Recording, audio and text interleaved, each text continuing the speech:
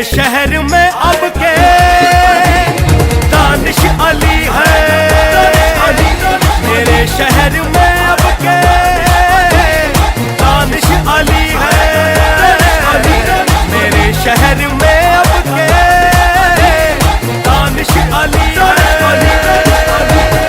दानिश अली। मैं बधाई देता हूँ, मुबारकबाद देता हूँ कि इस बार जो सबसे बड़ी जीत होने जा रही है उसमें अमरोहा लोकसभा भी शामिल है। ये हमारे गठबंधन के नौजवान प्रत्याशी, हमें भरोसा है कि यहाँ से जीत करके लोकसभा में इतिहास बनाने का काम करेंगे। हालांकि पहले चरण के वोट पड़ रहे हैं, पहले चरण के वोट पड़ रहे हैं आपके, और बिल्कुल करीब में वोट पड़ रहे हैं आपके, बिल्कुल पास वोट पड़ रहे हैं।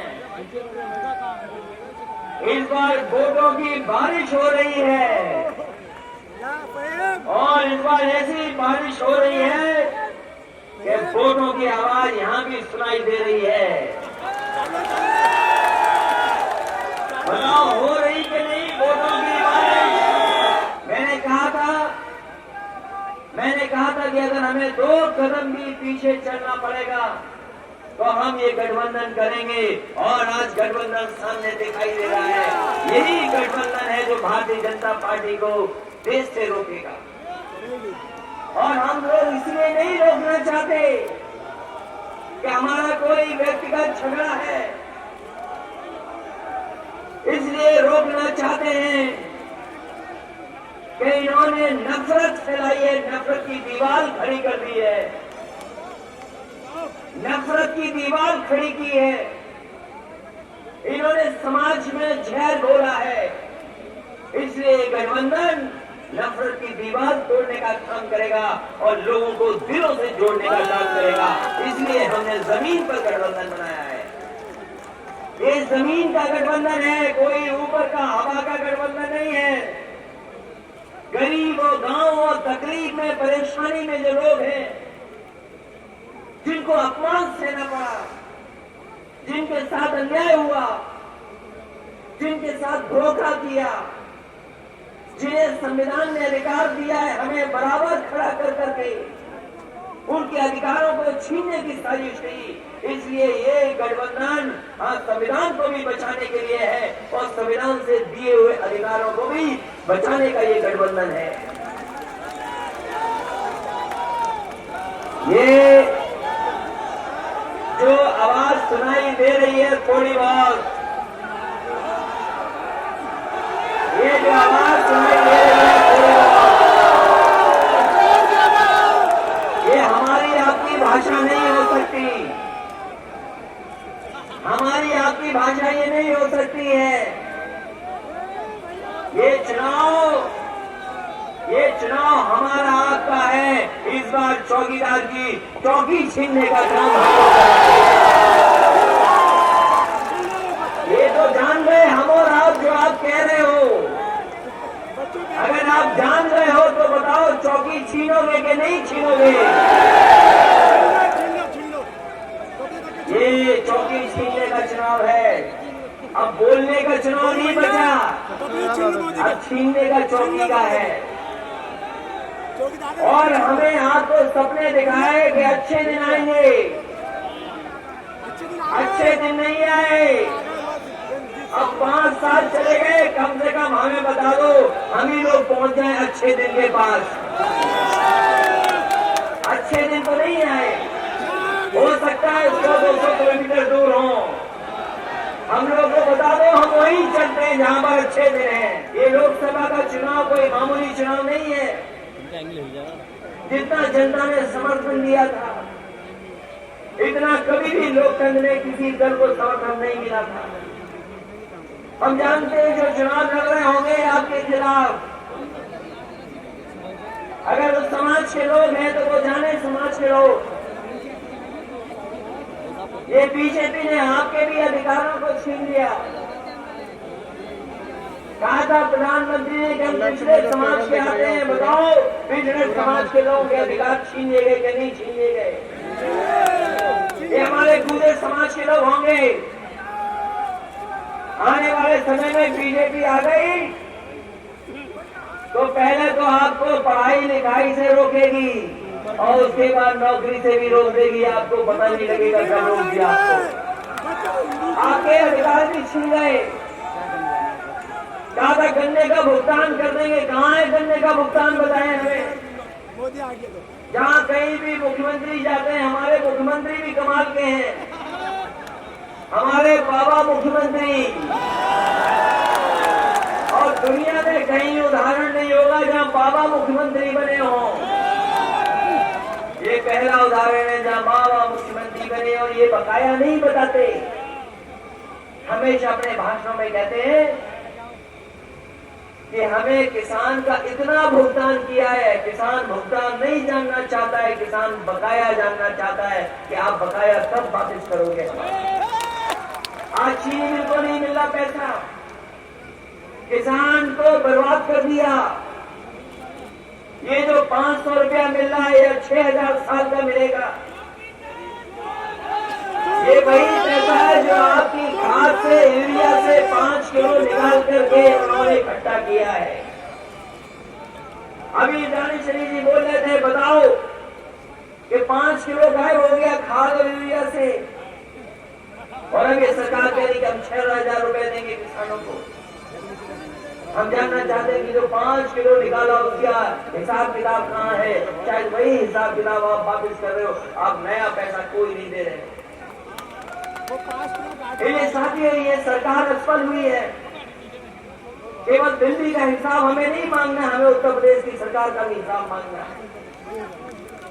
अगर दिल्ली की सरकार ने धोखा दिया है तो उत्तर प्रदेश की सरकार ने भी बहुत अन्याय किया है, बहुत अन्याय किया। और जो भाषा है मुख्यमंत्री की कि ठोक दो, उनकी भाषा है सदन में कहते हैं ठोक दो, और ठोकने की भाषा सिखाई तो पुलिस ने कहीं जनता को ठोक दिया, और जनता को मौका मिला तो पुलिस को ठोक दिया। ऐसा कभी नहीं हुआ होगा कि पुलिस इतनी अपमानित हो गई हो। ये मुख्यमंत्री जो है, इन्होंने पुलिस का भी अपमान कर दिया। हमारे पुलिस के लोग में खड़े हैं, अधिकारी भी होंगे। 5 साल में इतनी बड़े पैमाने पर बजट किसी सरकार ने नहीं दिया था जितना समाजवादी लोगों ने दिया था। प्रमोशन भी कर दिए, पुलिस पर गाड़ियां नहीं दी, सबसे ज्यादा गाड़ियां दी। और हम आप सब गांव में रहते हैं, कभी कभी नहर को लेकर के झगड़ा हो जाता है, पानी को निकालने के लेकर के झगड़ा हो जाता है, जानवर को लेकर के झगड़ा हो जाता है। तो इसीलिए दुनिया की सबसे बेहतरीन व्यवस्था दी थी मैंने कि अगर फोन करते थे पुलिस आपके कहीं भी रही होगी, 100 नंबर वाली पुलिस पहुंच करके आपकी मदद करती थी। लेकिन हमारे बाबा मुख्यमंत्री जी ने 100 नंबर को भी खराब कर दिया। पता नहीं क्या हो गया 100 नंबर वाली पुलिस को। ये जो 100 नंबर वाली पुलिस है ये भी खराब हो गई, पता नहीं क्या हो गया इसको। और ये जो कानून व्यवस्था बिगड़ी है, ये मुख्यमंत्री ने बिगाड़ी है, बीजेपी ने बिगाड़ी है। इनका शिष्टाचार देखा कभी आपने इनके जनप्रतिनिधियों का? कहते हैं भारतीय जनता पार्टी सबसे संस्कारी पार्टी है। अगर ऐसे संस्कार है तो हमें किसी को संस्कार नहीं चाहिए। हमारे पत्रकार साथी जानते होंगे, हमने कहा कि एक जगह झगड़ा हो गया विधायक और सांसद में, विधायक और सांसद में झगड़ा हो गया ठेके को लेकर के। वो सांसद अपने आप को रोक नहीं पाए, उन्होंने पैर की तरफ से निकाला और 21 जूतों की सलामी दे दी। बताओ 21 जूतों की सलामी दी थी कि नहीं दी थी?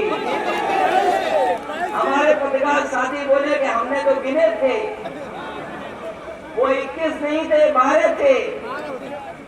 हमने कहा अगर रोका नहीं होता तो वो 21 जूतों की सलामी मिलनी थी।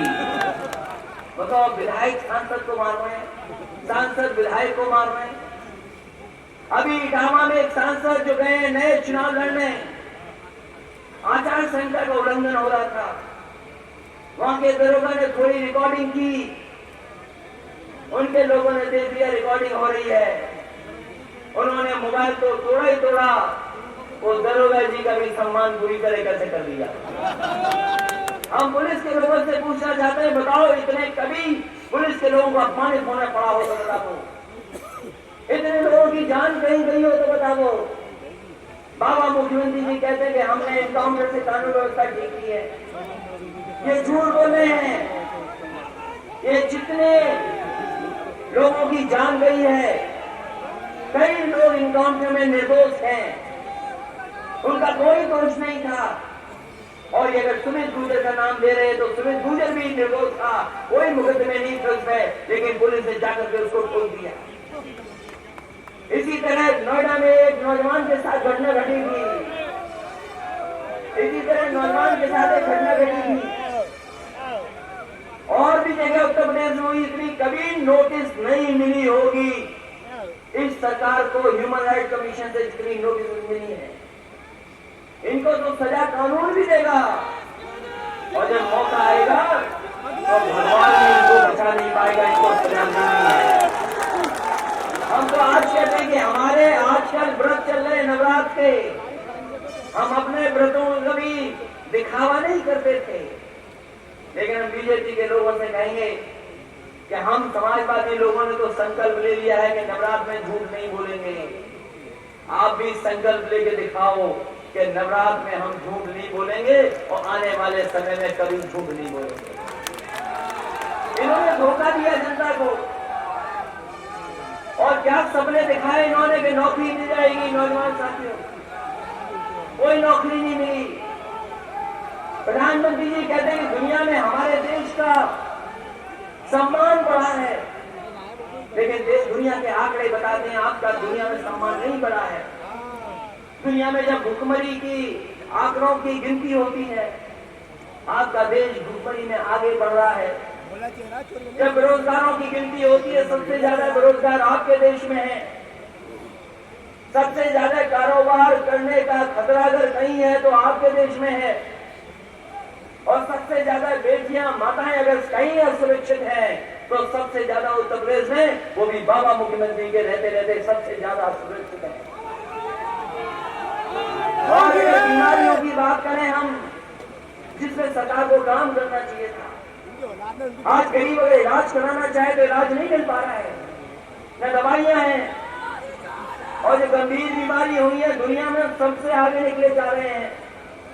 कैंसर में हम आगे हो जा रहे हैं, डायबिटीज में हम आगे जा रहे हैं, लीवर की बीमारी में हम आगे जा रहे हैं, किडनी की बीमारी में हम आगे जा रहे हैं। तो बताओ 130 करोड़ का देश अगर बीमारियों में आगे आ जाएगा तो 2047 तक कैसे हमारा प्रगति, जो बता रहे हैं कि हमारा डेवलपमेंट कंट्री बन जाएगा, कैसे बन जाएगा। आज पढ़ाई अच्छी चाहिए और नई तरह की पढ़ाई चाहिए, इसलिए नई तरह की चाहिए क्योंकि आज टेक्नोलॉजी ने लोगों को घेर लिया है।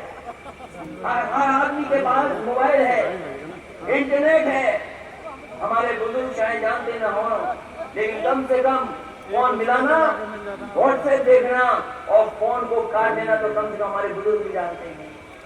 लेकिन नौजवान तो बहुत आगे है मोबाइल पर, अगर कोई कुछ बोलता है तो वो गूगल भी कर लेता है, और बिना गुड मॉर्निंग किए, बिना 10 व्हाट्सएप भेजे उसका गुड मॉर्निंग होता ही नहीं है।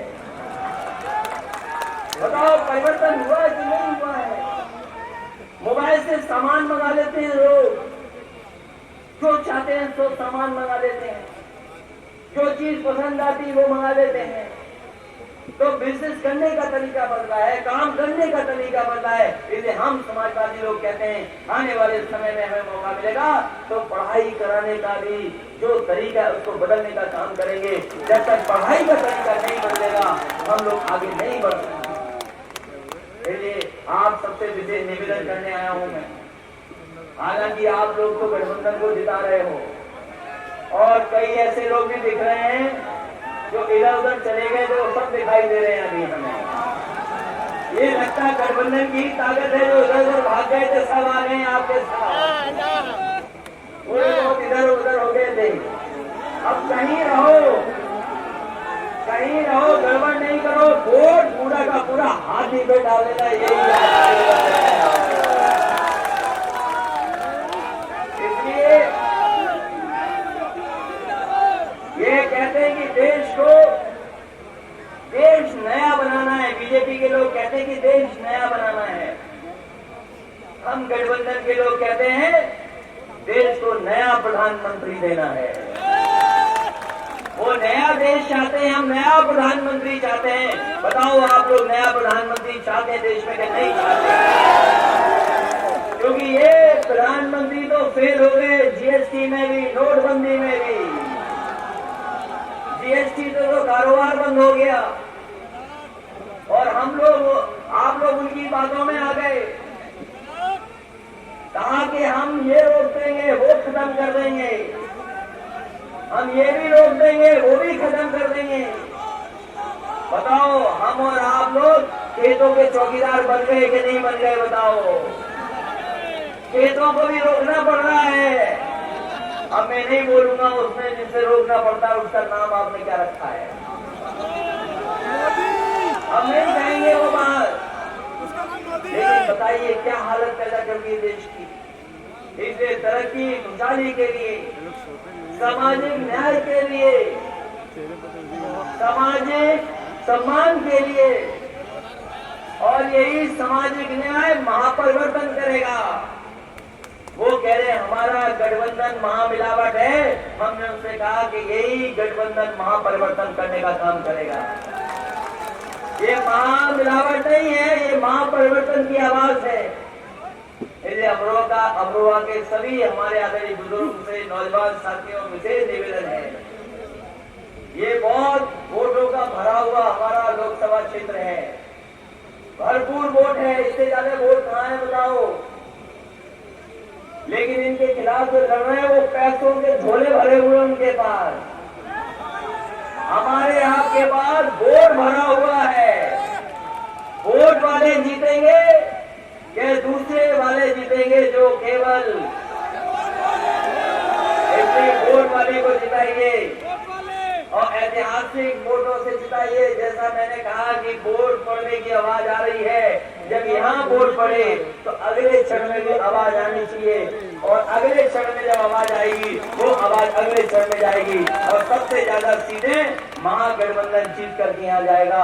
मैं इन्हीं शब्दों के साथ बहुजन समाज पार्टी के तमाम नेता कार्यकर्ताओं का धन्यवाद देता हूँ, बधाई देता हूँ। समाजवादी साथियों से कहता हूँ कि आपकी जिम्मेदारी बनती है कि एक एक वोट दानिश शरीफ जी के पक्ष में डाल देना।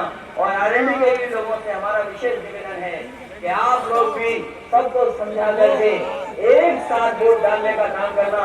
ये इतिहास में कभी ऐसा मौका नहीं आता है जहाँ इतिहास बनाने का मौका मिलना हो। ये इतिहास बनाने का मौका है, नफरत को खत्म करने के है, जो दिलों में खाई पैदा कर दी थी, जो खाई को पाटने वाला चुनाव है। हमें उम्मीद है कि ये गरीब किसान और नौजवान मिलकर के इस भारतीय जनता पार्टी को सबक सिखाने का काम करेंगे। बहुत बहुत धन्यवाद।